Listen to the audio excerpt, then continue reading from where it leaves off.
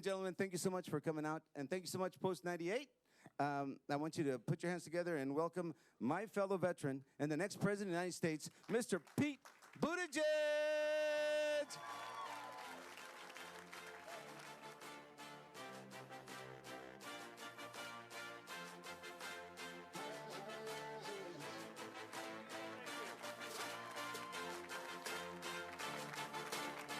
Thank you.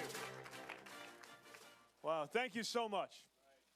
Thank you, Adam, for your service, for your introduction, for your independent-mindedness, and for being there with me when there were literally dozens of people willing to come see me speak. Thank you to Maura for your service.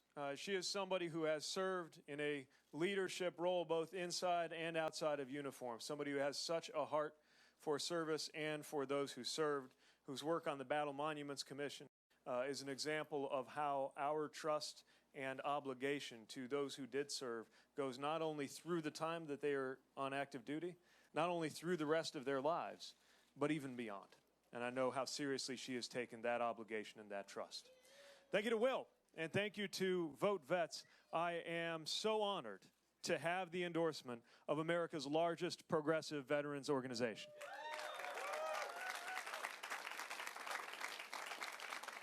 And so thankful for the work that they do to remind us of something that I think everyone who has served knows, which is that the flag of the United States and the love of our country do not belong to any political party. And I want to thank Post 98 for hosting us. And I bring greetings from South Bend, home of Post 357 and several others in our region. And I know the work that you are doing tirelessly to create that sense of community and identity and purpose, as well as advocate for everybody who served. And of course, thanks to all of you for joining us. It has been an extraordinary week, and we are absolutely electrified by the energy that we are coming here with and by the extraordinary validation of this campaign's vision that we had in Iowa on Monday. I'm also mindful and humbled by the fact that New Hampshire is New Hampshire. And New Hampshire is not the kind of place to let Iowa or anybody else tell you what to do. So I know that in the days leading up to primary day, it is my responsibility to seek to earn every vote in a state that famously thinks for itself, in a state that lives by the motto of live free or die, and that understands that American freedom depends, among other things, on those who are willing to defend it and defend it with their lives. New Hampshire has contributed more than its share of veterans and service members. And I know from my travels through this state, the fact that we rolled out first our veterans policy here in this state, just how seriously everyone here takes that trust. And the reality is, our country's got a long way to go when it comes to doing right by those who serve and doing right by those who serve both during and after their time on active duty. I've been reminded that in the conversations that I have had with veterans of each generation across New Hampshire, from those in the post 9/11 generation looking for nothing more than an opportunity to continue to contribute, and of course expecting that there would be some understanding of the wounds of war that are so common to those post 9/11 conflicts, from traumatic brain injury to post-traumatic stress. But also veterans from other generations, including the Vietnam generation, who did not have the benefit that mine did of living in a time when all Americans understood fairly well the distinction between how we feel about a policy related to war and peace and how we feel about the troops commanded to go carry out that policy, often whether they asked to or not. And so to anybody here who did not get the welcome home that you deserved at the time you came home, better late than never for us to say one more time, thank you and welcome home.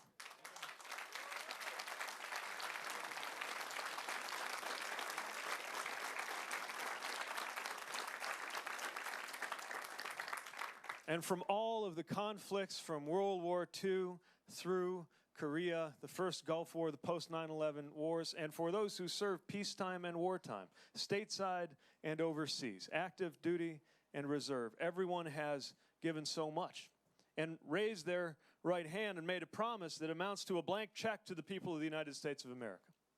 So when we talk about taking care of veterans, we're not talking about doing anybody a favor. We are talking about America's way of keeping its promise that is made in return, and that is to look after you for the rest of your life.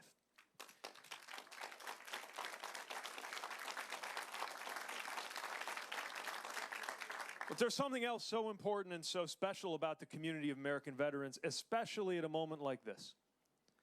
And it is the fact that those who served have that thing in common, even when we have so little in common right now. When we have our own news sources, our own media information bubbles, our own politics, sometimes it feels like different people have different facts. And yet everybody who served has that fact of having done so alongside those who maybe were so different from each other that we had nothing in common besides the flags on our shoulders. And yet, because of that, learned how to support and work with and trust one another with our lives. I often think about the fact that when I was getting into a vehicle and getting ready to go outside the wire, and whether it was taking something across town in Kabul or taking a trip on the open road to Bagram, the people getting in the vehicle with me could not care less if I was a Democrat or a Republican. Could not care less if I was going home to a girlfriend or to a boyfriend. Could not care less what country my father immigrated from and whether he was documented when he did. They wanted to know that I was prepared to do my job, to keep them safe, and vice versa. And we learned to trust one another even though we came from radically different backgrounds, geographically, racially, politically, definitely politically, wildly different political backgrounds. And yet we formed that trust. And that is a touchstone within the community of American veterans that we need today more than ever, because it sounds and feels more and more like Americans can barely hear each other. That's why we need to lift up that experience. It's why I propose that we create in this country 1 million paid voluntary national service opportunities a year, so that the military is only one of the ways you can serve your country and get to know others.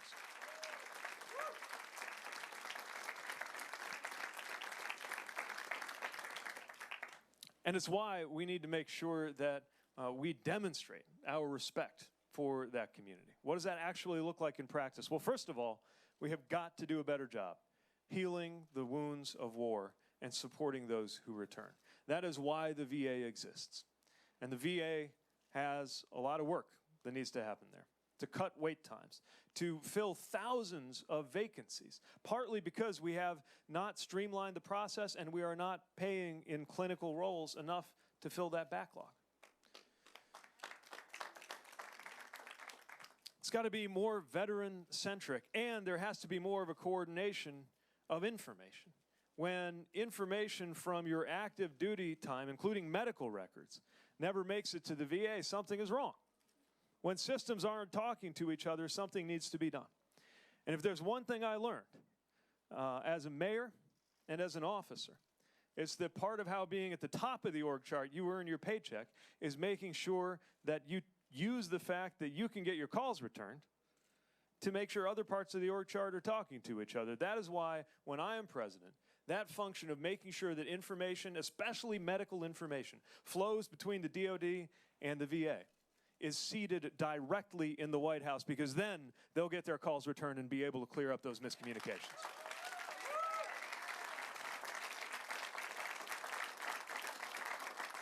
It also means understanding what we now know and applying that to those who didn't have the benefit of us realizing what PTS meant, for example. So many veterans right now have bad paper discharges, unable to access the benefits that they have earned because of separations that were related to issues that might have been a direct consequence of moral or mental health injury that they sustained while in service. That's why we need to proactively make sure that those bad paper charges are cleared up and that people are able to get the service that they've earned.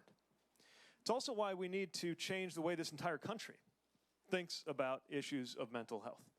It touches the veterans community in particular, but it's impacting so many of us in so many ways. Understanding why Addiction is often the result of self-medication for a crisis of belonging that can arise for somebody who loses that sense of community, identity, and purpose, not to mention all of the things that they might be dealing with when they return home. But if we're changing the way we think about mental health, we also got to change the way we think about veterans.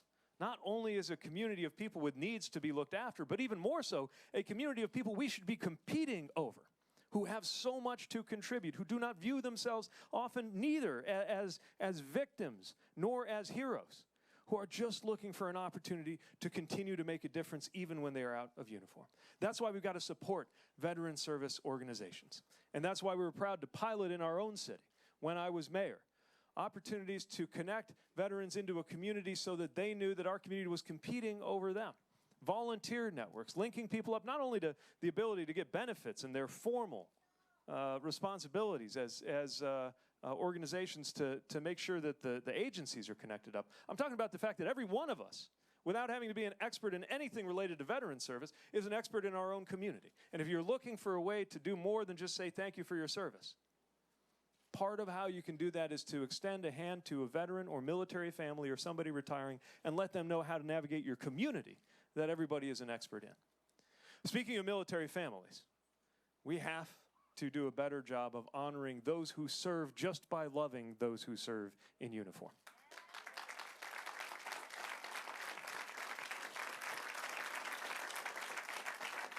Doing a better job of that has some very specific and very concrete implications, like we need to suspend student loan repayment for spouses who are experiencing unemployment because of the moving around that they have had to do because they are married to somebody in the service of this country. Just one example of the steps we could take to better honor that service. That's why we got to do a much better job of ensuring that military housing, quality military housing, is available to all who serve on active duty. A shockingly low percentage of those who serve and their families report that they are satisfied with the housing that they're in. And now we are seeing sometimes the funding for that put at risk. And when private contractors are in the mix, they must be held accountable for their performance and for doing a better job of housing those who serve and those who love them. We also need to recognize that the diversity of our armed forces is part of its strength. That's why we now need to stamp out any form of white nationalism rearing its ugly head in the military.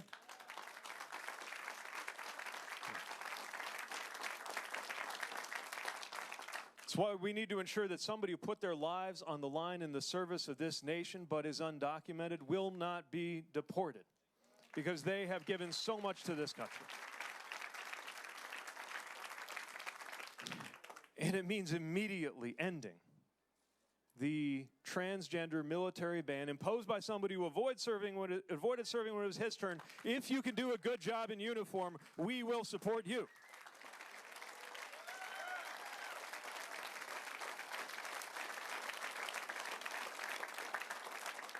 To this day, there is a long way to go in making sure that we have gender parity in the experience of serving this country in uniform. And we need to recognize that our military will not be all that it could be, nor will our country, until we ensure that sexism has no place and finds no home anywhere in the armed services, and back that up with action and with enforcement.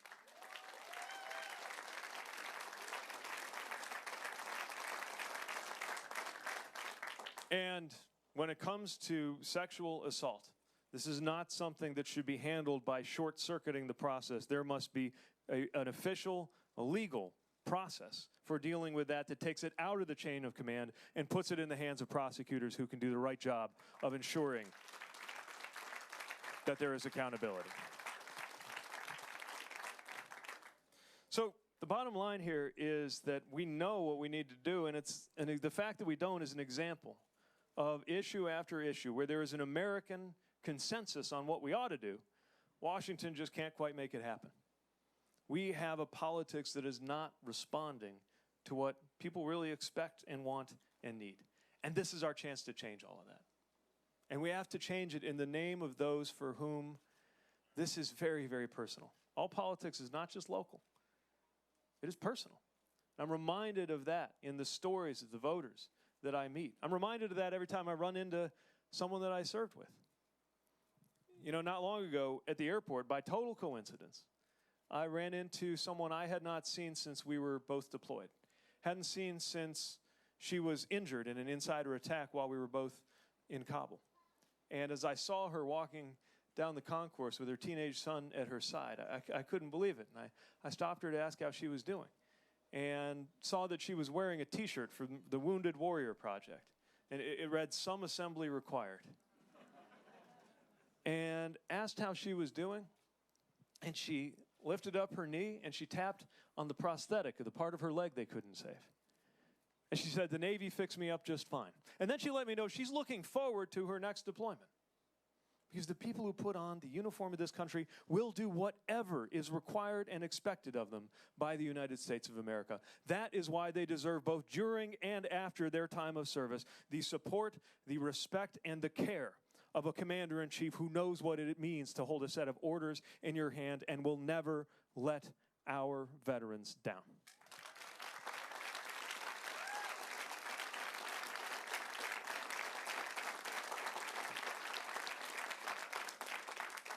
I could go on all day about a subject I'm very passionate about, but I want to make sure this is a conversation too. We are just a little more crowded than we had anticipated, so I don't know if we have mic runners available. All right, we will try to get a microphone to you from one of our campaign team members, and I will do my best to be concise so that we can take as many questions as possible. You're up first, sir.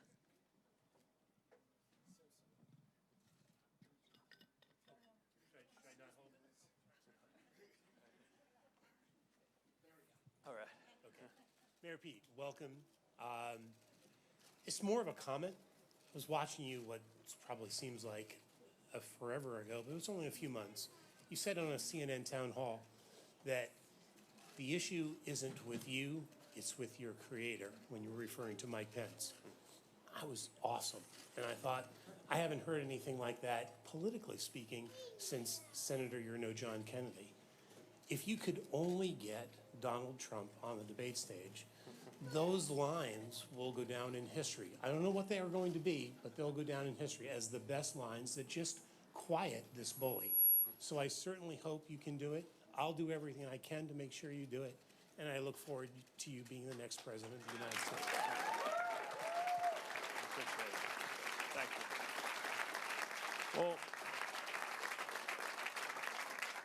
I appreciate the kind word, and I'm asking for everybody's help here to make sure that I get to stand on that debate stage, because I believe this president ought to have to stand next to somebody who actually lives in a middle-class neighborhood in an industrial city in the Midwest. It's the exact kind of place that he talks about, but turns his back on. I think that if he wants to cloak himself in religion, he should stand next to somebody who is willing to hold him to account for that and talk about why, just like our flag, God does not belong to a political party in this country.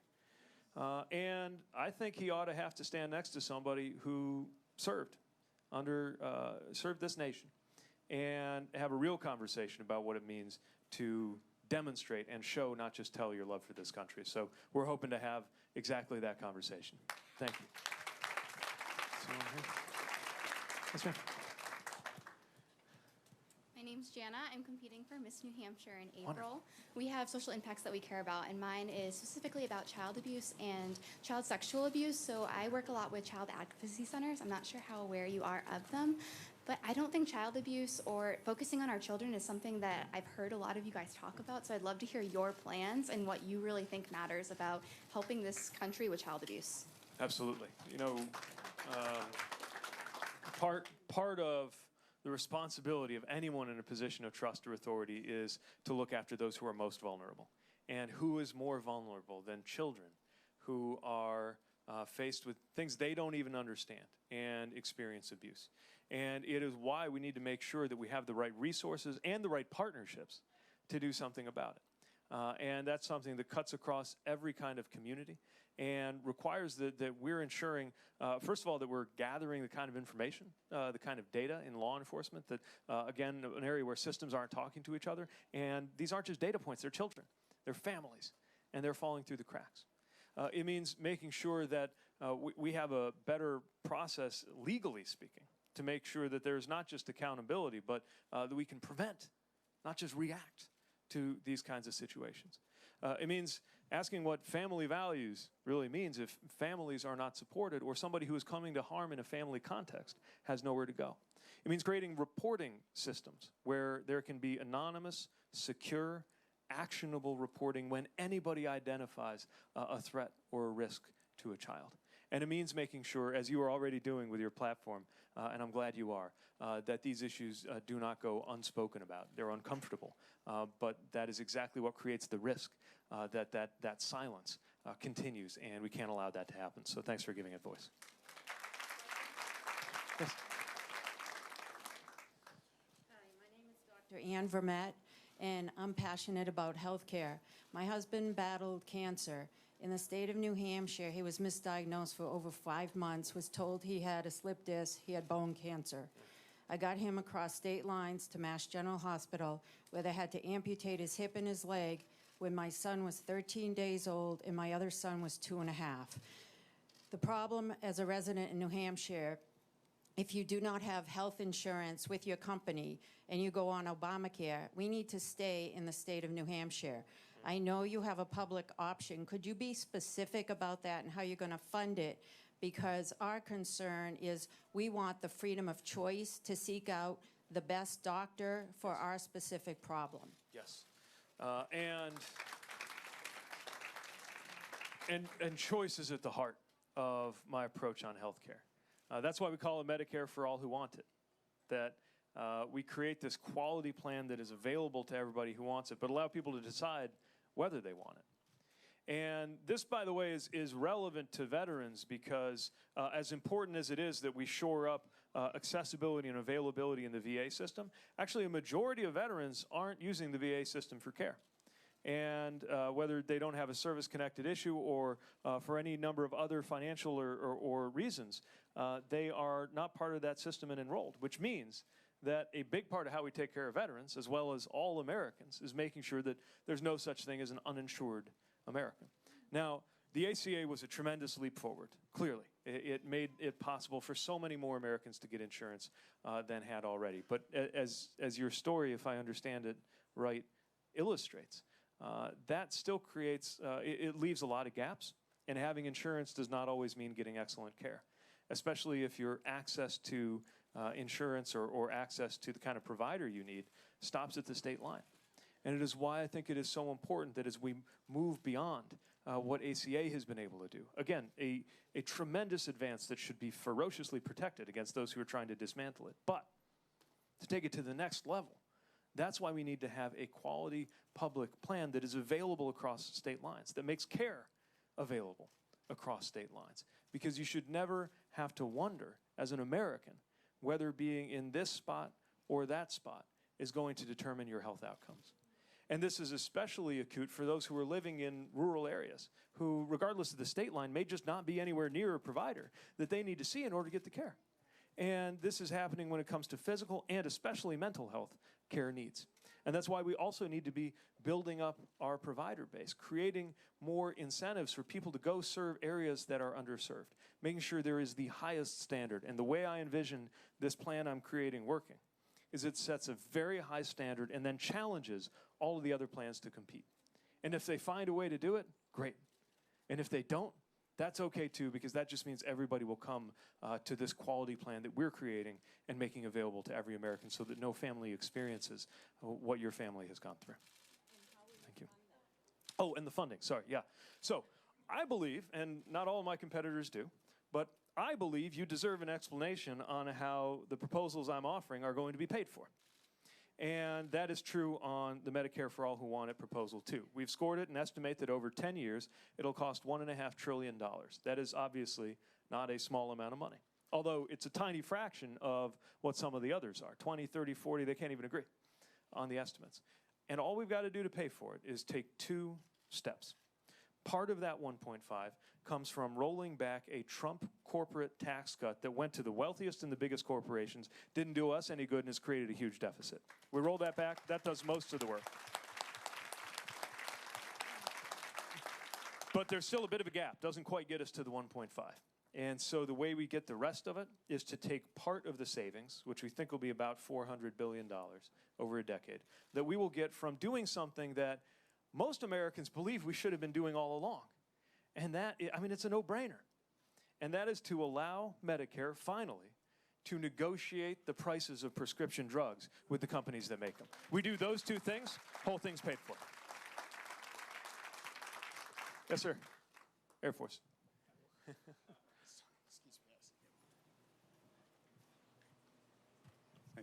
I was wondering if there was any specific lesson you learned in Kabul that will inform your conduct as Commander-in-Chief. A whole lot. You'll learn a lot about the world and a lot about the country and a lot about yourself. Part of what I learned is what happens when a country can't deliver the basics. So maybe it's because I had that mayor. I was actually a mayor when I deployed. That's how it is when you're a reservist, right? Everybody's leaving behind their job, and I didn't think it was any different as a mayor. And so I think I still was thinking a little bit that way, even though I was just a lieutenant driving around that city.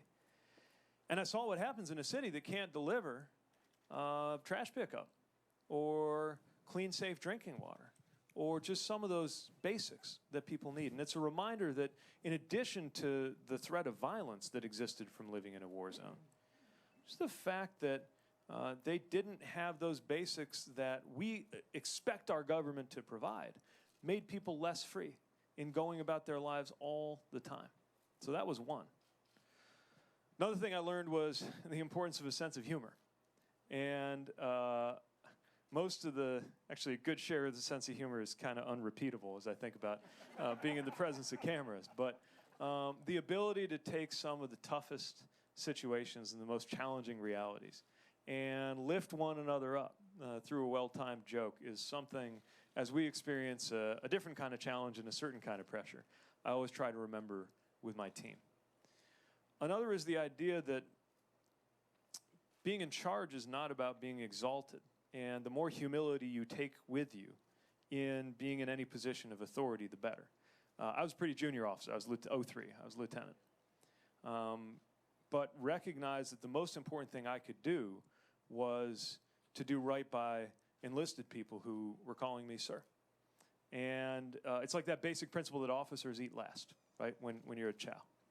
And I wish that we had a president who understood that the position at the top of the org chart should also be the position of greatest humility about your need to do right by everybody around you.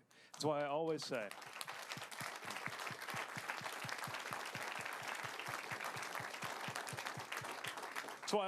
that the purpose of the presidency is not the glorification of the president. It's the empowerment of the American people.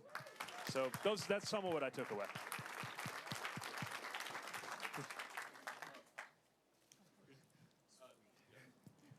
What would you do as president with trade agreements, particularly with the United Kingdom, with things changing there? Yes, it's a good point. As the UK leaves the European Union, that's just one of many places where we've got to assess the best way to have trade work. Yeah, and I'll tell you how I approach it. In the same way that I'm skeptical within the Democratic Party of the idea that it's either a revolution or you're for the status quo. When it comes to trade, I'm skeptical of the idea that it's either free trade or trade war. I understand the skepticism about free trade because my own city felt it so harshly. I'm from that part of the north of Indiana, the so-called Rust Belt. And I remember people coming around saying, don't worry about your slice of the pie. The whole pie will get so much bigger. Everybody will win. Go along with us on these deals. And the part about the pie getting bigger happened, but not so much the part about it getting to us. And that's why I think there's such frustration and hostility. But that doesn't mean the answer is to close off or poke other countries in the eye like what they did with China. Because what happens if you do that is they poke back, and it comes down on the backs of our farmers and consumers. What's important is that we make sure that any trade arrangement is for the benefit of our families, of our workers, and our consumers. And that we look for areas of mutual benefit. Even China, which I think of as a major strategic competitor. I think it's safe to say I'm more concerned about China than many in my party. But also see tremendous opportunity for agricultural exports, for example. Even while believing we should probably be a little more careful on areas where national security is at stake. Electronics components, ingredients for pharmaceuticals. We've got to be really careful. So I know this is a nuanced answer, but I think that's how trade is. We've got to make sure that it has enforceability, that it supports labor standards, that we're on the right track environmentally. And then within that, we got to take the steps that are going to make us all better off, whether we're dealing with a longtime ally like the UK or a strategic competitor like China. And you will find me ensuring from the White House that all of our trade negotiations and trade approaches have those affected right here at home at the table, and that it's part of a strategy. That we don't just go off and punch somebody in the nose and wait to see what happens, but that everything we do is part of a strategy to create more opportunity right here at home. So, all right. I'm told this is our last question, so you're up. Sorry. Hi. So I've gone through the citizenship process with my parents, myself, and both sets of my grandparents. And what I've seen is the visa process, green card process, and citizenship processes, they all seem to unfairly discriminate against people who don't have access to lawyers, who aren't completely proficient in English, and things like that. And I was wondering if you could outline any reforms that you might have to these processes, or just immigration accessibility in general. For sure. Well, first of all, let's start with the basics. I'm glad that you and your family are here, and you are contributing to this country.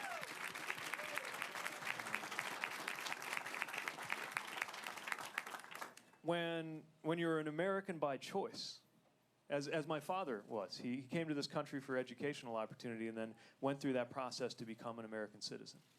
You have a certain relationship to this country that is very special, and you become a citizen contributing everything that you have to offer, bearing the responsibilities and the burdens as well as the blessings of citizenship.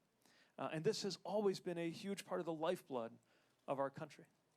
So what we've got to do is make the process more straightforward. And one thing that folks, Democrats, Independents, and quite a few Republicans agree on is the desire to have less bureaucracy in our lawful immigration process. So in addition to the day one kind of stuff we got to do to a situation like the border, where you've got people seeking asylum, by the way, within their rights to do that, and all the other situations going on, there's just some basic immediate things we got to do. An immediate end to family separation, an immediate change to the way we respect the right to asylum, and beginning on day one, working under the very simple, I think, idea that there ought to be no such thing as a private prison for children. So we know that the border stuff we got to do. But there's a whole other part of the story that's not being told. This is, I think, what you and your family experienced, the bureaucracy, the expense of going through this process. And again, this is a process that is to our benefit, to America's benefit. And so a couple of steps that I think would help make it better. One is these country caps that exist that create a longer and longer clock on family reunification and other ways to make sure that folks get through that process. It's based on numbers that were set into law in the 1980s. Makes no sense, and it has no relationship to our economic reality. So when we have work-based visas and those pathways to come to the country, it should be something that can be revisited and revised every 2 years in an administrative process instead of literally taking an act of Congress to go clear up. It's also important that we make sure that we recognize how immigration can be a part of the solution to some of our challenges in, for example, health. We were talking earlier about the need to make sure that veterans and civilians, especially in rural areas, get access to the health care they need. There's a visa waiver program to encourage more physicians who have those skills to come into our community. We should expand that. I'm proposing what we call community renewal visas, that when a community that is very much in need of growing its population recognizes that and makes a choice to welcome more than its share of new Americans, that we create a fast track, if they apply it, for an allotment of visas that goes to those who are willing to be in those areas that maybe are hurting for population but have great potential. These are examples of how we make good on what we all, I think, ought to know, which is that immigration is to the benefit of the United States and can solve a lot of the other problems that we're talking about. And that'll be the philosophy. So.